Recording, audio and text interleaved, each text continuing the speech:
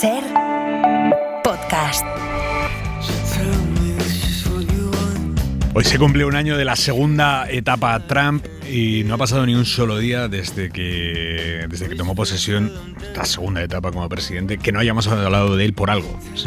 Tienes la política del miedo que ha instaurado en todo el mundo, el estar permanentemente el vilo, el hacer volar por los aires los tiempos, las agendas, las escaletas, sobre todo la certidumbre.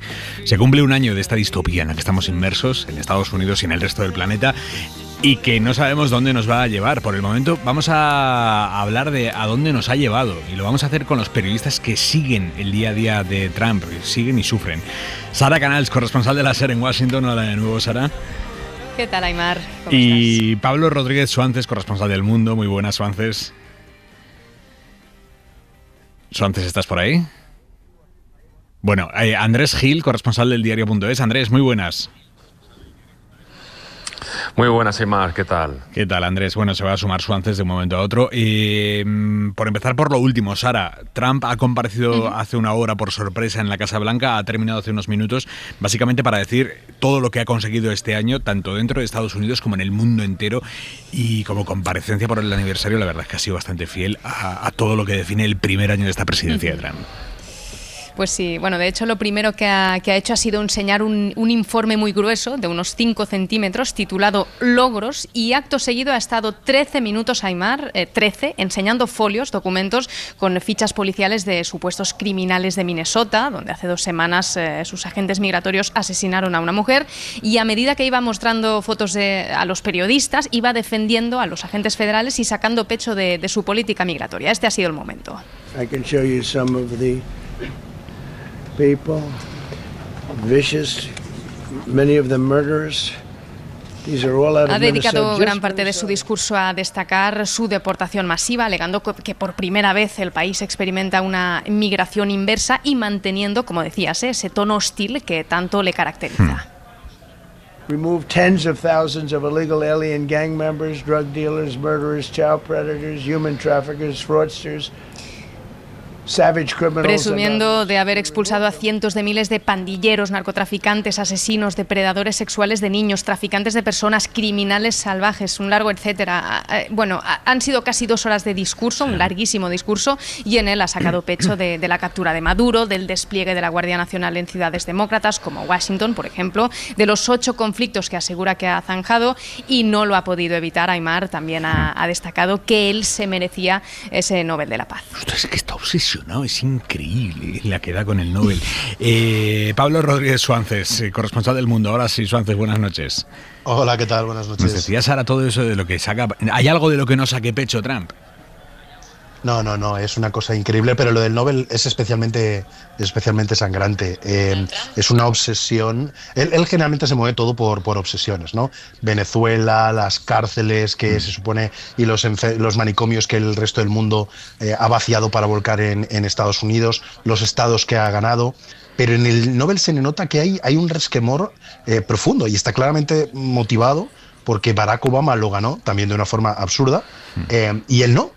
Y no va a parar, no va a soltarlo. Y no se hacen coñas allí en Estados Unidos con este rencor casi infantil que tiene con este tema.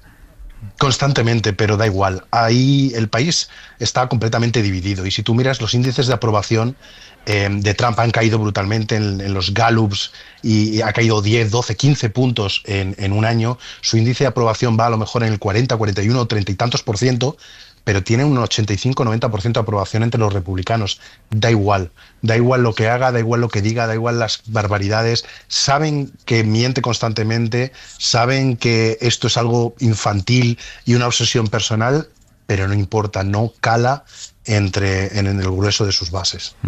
Andrés, así como un primer titular, ¿qué comparación haces respecto al Trump de la primera presidencia? Hay tú aquel Trump lo viviste desde España, este Trump lo vives allí en Estados Unidos, pero hay una diferencia grande entre los dos Trumps. Yo lo que noto, que efectivamente yo soy de los que estamos aquí el que menos tiempo lleva, pero lo que sí que noto es una aceleración brutal. esta legislatura es en la que quiere hacerlo todo muy rápido y saltándose todo tipo de controles, ya sea del Congreso, abusa de las órdenes ejecutivas, los decretos, salta por encima de incluso de algunas decisiones judiciales, esperando a lo que diga el Supremo. Yo creo que eso es muy, muy significativo de esta presidencia, ¿no? La aceleración con la que ocurre todo todos los días. ¿Lo compartes, Sara? Sí, y yo añadiría quizás la lealtad, ¿no? La lealtad de su equipo, que parece prácticamente una secta, es decir, son completamente leales. Eso en el primer mandato no lo vimos y hubo muchísimas dimisiones, muchos despidos. Esta vez no es así y también él se ha asegurado de evitarlo a toda costa, ¿no? Y de que todo el mundo sea consciente de su modus operandi, de su forma de gobernar, y de momento lo ha mantenido. Oye, es un récord para él, ¿no? Estar un año sin ninguna dimisión, sin ningún despido, sí. Pablo, te leí hace unas semanas, creo que fue en torno a la Navidad, que te generaba algo de desasosiego el hecho de que muchos amigos tuyos que teóricamente están informados y tal, y te dijera, cuando les contabas en persona algunas cosas de las que vivís allí en Estados Unidos en torno a Trump o sus políticas, que te decían, ostras, ¿y todo esto cómo no lo contáis? Joder, es gravísimo. Y que sentías cierta decepción de, joder, lo intento contar día a día en mis crónicas. ¿Vosotros creéis que somos conscientes de la gravedad de lo que está sucediendo en Estados Unidos? No, yo creo que no sois conscientes. Y esa sensación que yo tenía y la manifestaba, la empecé a notar después de verano, cuando me veía incluso con compañeros españoles, cuando venían aquí a la ONU y hablábamos, gente que está en un periódico que sigue las noticias y que decía, pero todas estas cosas que nos estáis contando, ¿pero por qué no las estáis publicando? Yo decía, pero si lo hacemos cada día, a todas horas, sin parar. Pero ha habido dos cosas más. He pasado en Navidades por España y ha habido conversaciones, dos cosas que han sido recurrentes y que me han tocado. La primera, compañeros, amigos de toda la vida, ajenos al mundo de la información, de la política, gente completamente normal y corriente, que constantemente me decía, pues a mí Trump me cae bien, pues a mí Trump me hace gracia. Y cuando empezaba a intentar describir toda la acción, todas las cosas que ocurrían, la siguiente respuesta sistemáticamente era, pues entonces igual que Pedro Sánchez. La impotencia es extraordinaria a la hora de... y es un fracaso, yo lo admito, yo no he sentido nunca una frustración y un fracaso de este nivel como periodista en 20 años. Da igual lo que contemos todos los días, da igual los detalles, da igual la crueldad que se pueda describir, el asalto a las instituciones, no importa. Hay una sensación de indiferencia, de relativización, y claramente los periodistas nunca hemos sido capaces de transcribir lo que hace Donald Trump. Llevamos 10 años fracasando y ahora seguimos haciéndolo. Joder, es un diagnóstico durísimo, ¿eh? Bueno, es que eso antes es así también, ¿eh? Vale. Él va a hacer este tipo de diagnósticos, claro. O sea, que tiene toda la razón, pero, en fin, yo creo que de algo sirve lo que estamos haciendo y que tenemos que seguir haciéndolo, sin duda. Y bueno, yo sí noto por lo menos con nuestros lectores en el diario, que tenemos bastante relación con ellos, escriben y se preocupan, y sí que les notas muy, muy inquietos con lo que está pasando y con el temor de cómo el trumpismo se extiende por el resto del mundo, cómo está llegando también en algunos lugares de España. Y ese temor y ese miedo a lo que pueda pasar, porque si ha sido capaz de hacer esto en un año, que no puede hacer en 3, ¿no? Y está pendiente de las decisiones sobre Groenlandia, por ejemplo. Ayer tuiteó una imagen modificada en la que se veía con la bandera estadounidense Canadá, Cuba, Groenlandia, Venezuela, es decir, asusta. Yo creo que sí que hay una parte de la población a la que llegamos con eso, pero también es verdad lo que dice Pablo. Yo recuerdo aquella conversación con compañeros en septiembre en la ONU que decían, pero ¿por qué no estáis contando esto? Y pues si lo contamos todo el rato, sí. Sara. Bueno, es que él sabe inundar también al mundo de titulares, ¿no? Y al final él es tan espontáneo y tiene una personalidad tan marcada, ¿no? Que mucha gente puede entrar en el error y no adrede, ¿no? Pero de quedarse con el meme, con los chistes, con los bulos, ¿no? Y es muy difícil. O sea, tenemos nosotros una tarea complicadísima de matizar, de contextualizar y es complicado. Yo también añado que a mí, por ejemplo, me escriben muchos amigos compartiéndome los posts de la Casa Blanca con memes y con chistes, como lo de la bandera americana en Groenlandia, ¿no? De Estados Unidos en Groenlandia. Y con oye, ¿esto es verdad? O sea, primero hay la sensación de incredulidad de la Casa Blanca está realmente publicando este post, y luego ya el qué fuerte, ¿no? Esto es increíble, o sea, es realmente, pero es así. Y evidentemente el flujo informativo que genera es que, claro, es inabarcable. Es que para una persona sola cubriendo el país es todo un reto. Es todo un reto. Dejadme que sume una voz más. Iker Seisdedos, corresponsal del País en Washington. Buenas noches, Iker. Hola, Aymar, ¿qué tal? ¿Cómo estás? Pues bien, aquí en el día del primer aniversario de Trump, que ha hecho una intervención, como ya habréis comentado, larga, de unas casi 2 horas, entre un monólogo inicial y el turno de las preguntas, que ha sido, bueno, pues puro Trump. Ya.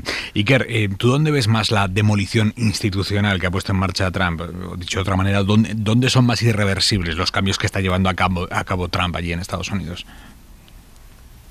Bueno, yo creo que hay muchas de las cosas que está haciendo que tienen la forma de decisiones ejecutivas que en cierto modo hace que sean menos irreversibles que si pudiera contar o estuviera contando como otros presidentes a la hora de avanzar su agenda con el legislativo, ¿no? El no contar con el Congreso y hacerlo todo con ese afán de ampliar el poder ejecutivo tiene esa parte que puede ser irreversible cuando venga el siguiente, ¿no? Pues por ejemplo, esto que estamos viendo, ¿no? De que cambia el nombre al Kennedy Center o dice el nombre del Golfo de México, pues todo este tipo de cosas que son muy llamativas. Luego pues el que venga después puede revertirlas. Por otra parte, es cierto que se está produciendo una erosión de la democracia en Estados Unidos durante este año y que efectivamente las consecuencias pueden ser impredecibles, entre otras cosas por esa tríada que se da ahora mismo, ¿no? Que es el control de las 2 cámaras del Congreso por parte de los republicanos, ese poder judicial que nunca tiende a no llevarle la contraria, y él envalentonado tratando de gobernar a base de ampliar el poder del presidente. Iker, muchísimas gracias, buenas noches. Buenas noches. Y ánimo con lo que queda de legislatura Trump.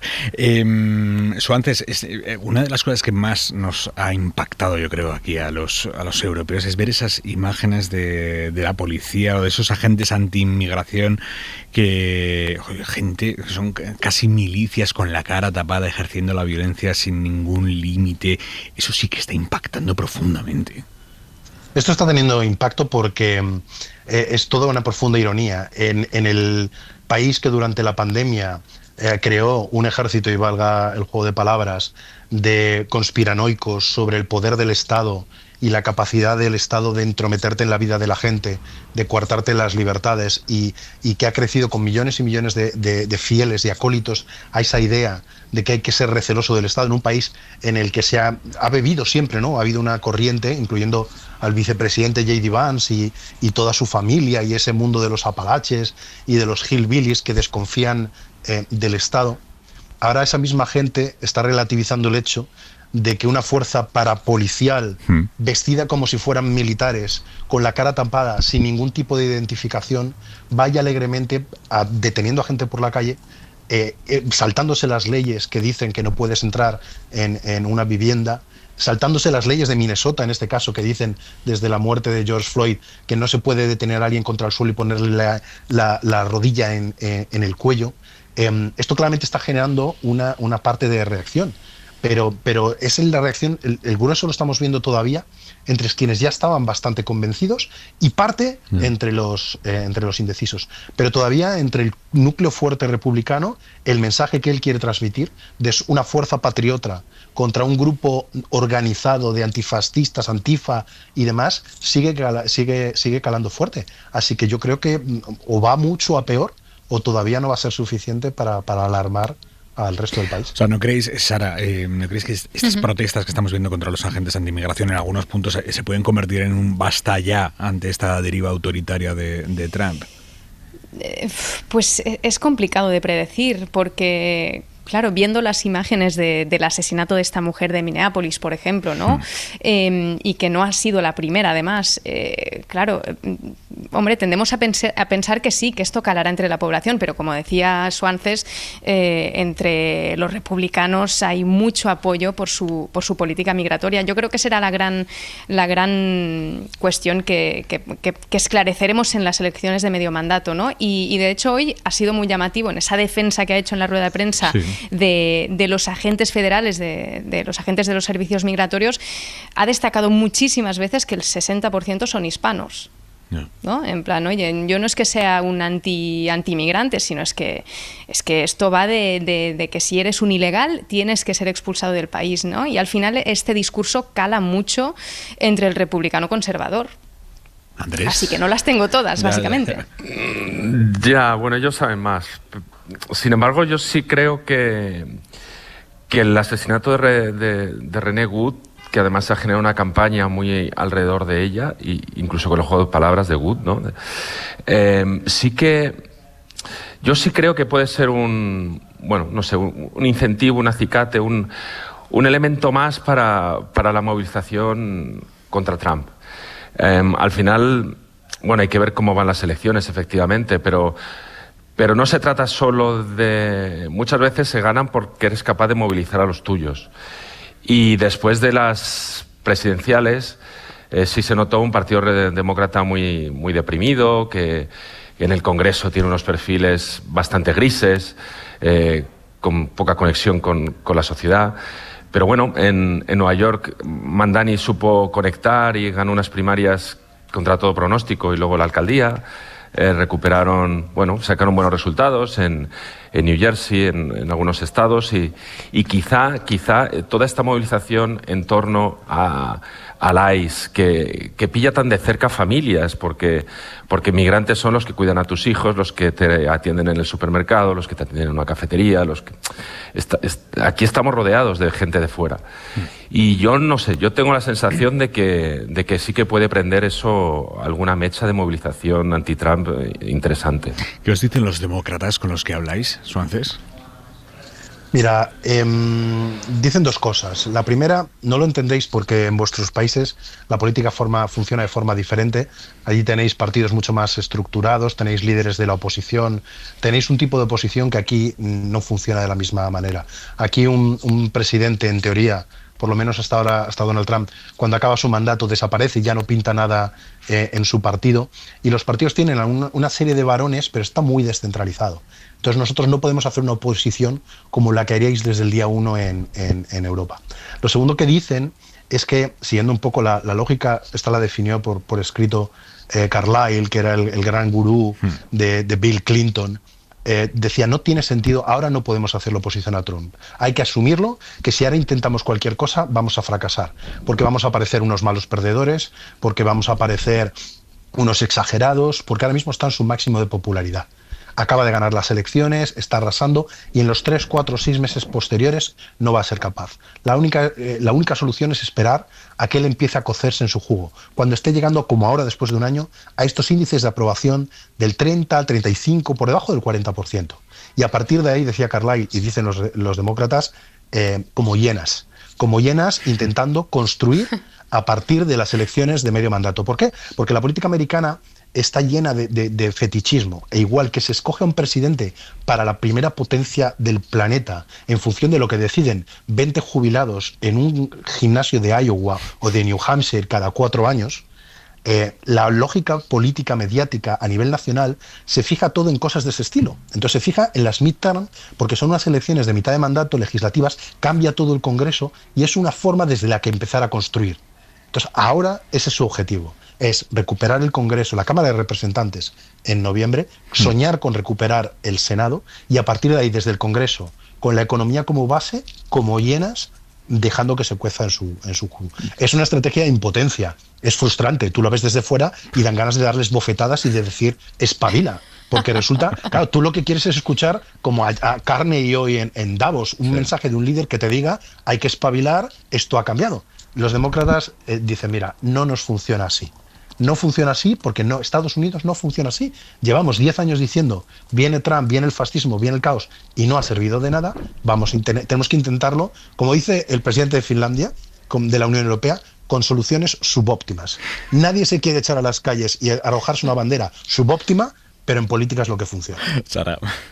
Sí, no, es que no lo podría haber explicado mejor, o sea, Schwarz es un crack, ¿no? Pero comparto con él esta cierta resignación y es muy curiosa, ¿no? Porque para ellos es evidentemente una carrera de fondo, es el primer año, faltan 3 y están ya centrados, porque además aquí en América, si algo tienen los estadounidenses es que saben planificarse, pues oye, a por las midterms, las elecciones de medio mandato y a partir de allí a edificar. A mí me llama mucho la atención de entre los demócratas a la figura de Gavin Newsom, que siempre ha sonado, ¿no? como posible presidenciable, es popular, el gobernador de California, porque también vemos cómo Trump está un poco cambiando la forma de hacer campaña y de hacer política. O sea, él, por ejemplo, su equipo le ha copiado, entre comillas, ¿no?, la estrategia de comunicación en redes a Donald Trump, ¿no? Se ha puesto, por así decirlo, a su nivel y esto está llamando mucho la atención, ¿no? Mira, Gavin Newsom ¿no?, pues le contesta a Trump con los mismos memes, con los mismos posts en Twitter, bueno, en fin. Pero sí, yo creo que habrá que esperar a esta cita de noviembre para ver cómo se moviliza el partido, porque de momento la sensación es que aún está muy fragmentado, ¿no? Y que no hay realmente alguien que esté despuntando. Kamala Harris presentó su libro, ¿no?, tanteando una posible vuelta a la candidatura presidencial. Bueno, en fin, ya veremos cómo evoluciona todo. Una pregunta más personal. ¿Vosotros cómo lleváis este ritmo? O sea, ¿uno cómo se organiza mentalmente el día, la semana, la vida para cubrir a un tipo que usa granadas de mano de la atención a diario? Andrés. Bueno, es que no te puedes organizar realmente. O sea, lo único que estás es todo el rato pendiente de las alertas del teléfono y, vamos, y ni siquiera para ir al supermercado te dejas el ordenador en casa. O sea, es que vas siempre cargado con el ordenador a todas partes y en cualquier momento comprando pues, la lechuga y con el portátil ahí. Te quitas, claro, le sacas las manos de los Pero guantes. Es así, ¿eh? Es que es así. Y te pones aquí a menos 3 grados centígrados a escribir o lo que sea, y a toda velocidad, claro. Sí, es muy difícil planificar, es un horror porque incluso los fines de semana, este fin de semana ya no me acuerdo que los aranceles fueron, ¿no? Que eran como a las 7 de la mañana de aquí y de repente te lo dices, pero es que es así, no hay forma. Sí, no, y con el cambio horario también, entre esto y la intensidad, claro. no levantamos cabeza, Aymar. Suárez, ¿qué? Los dos que son los dos más workaholic de todo Washington y de todo Estados Unidos, ni Andrés ni Sara descansan un solo minuto de sus vidas. Pero bromas al margen, que ya sabemos que a los periodistas nos gusta lloriquear y hacernos las víctimas, aunque esta vez sea con razón. Yo he notado más esto casi a nivel personal, ¿no? Washington es una ciudad donde el 93% de la gente votó por Kamala Harris, es profundamente demócrata y no te vas a encontrar casi un republicano, casi sin querer, ni aunque lo buscaras durante horas. Pero la presencia del ICE, la presencia de la Guardia Nacional y el tener amigos, compañeros del gimnasio a los que el ICE ha parado y ha metido 4 horas en una furgoneta, la ICE eso pasa esa factura. Policía anti-inmigración. Eso es la policía migratoria, la fuerza migratoria, que es la que va haciendo redadas, que tiene una cuota diaria de 3.000 personas. Esto lo vemos en los parques de al lado de casa. Yo tenía compañeros que han estado 4 horas, amigos míos, 4 horas en la parte de atrás de una furgoneta y les han dicho, porque llevabas el pasaporte encima, porque si no ahora mismo podías estar camino de Luisiana en un avión sin ventanas. Y ha habido épocas en que nosotros no hemos salido de casa sin el pasaporte o el visado o una fotocopia del visado o incluso unas semanas de no hablando español por la calle, que puede parecer una exageración en Washington, pero la tensión era máxima. ¿En porque serio, O sea, evitabas hablar español. Te lo juro, o sea, y ha habido salir con pasaporte, porque es que claro, estamos hablando, hemos visto siempre en las películas norteamericanas que si ibas por un pueblecito rural de Oklahoma, podía haber un taxi, un sheriff corrupto que rompía tu faro y te detenía. Pero es que estamos hablando aquí con la policía migratoria, es que te para y aunque lleves la documentación puede decirte, no, yo creo que esto es falso, te vienes conmigo. Te puede meter en un avión camino de Luisiana y ahí ya trata de explicar, sin derecho a un abogado, sin derecho a una llamada, sin derecho a nada, a que tu familia se movilice y te localice. Hombre, uno quiere pensar que a un periodista europeo eso no le va a ocurrir, pero con todo lo que hemos visto, ya salto de casa sin identificación y que te paren. En fin, Sara, hoy estamos de estreno en la SER, hoy que se cumple un año de la segunda presidencia de Donald Trump. Hoy has lanzado el podcast Una Casa Blanca, en el que básicamente te vas a asomar a todas esas historias, escenarios paralelos que hay en ese edificio, en la Casa Blanca, y que explican cómo es el mayor centro de poder del mundo.